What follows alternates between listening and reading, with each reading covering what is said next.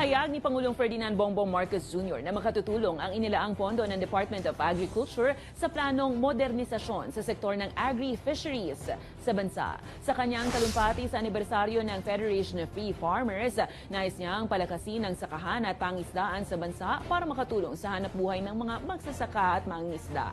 Sinabi rin ng Pangulo, oras na ma-modernize, mapapalakas pa nito at may sasaayos ang supply ng pagkain at mababawasan ang mga nagugutom sa Pilipinas.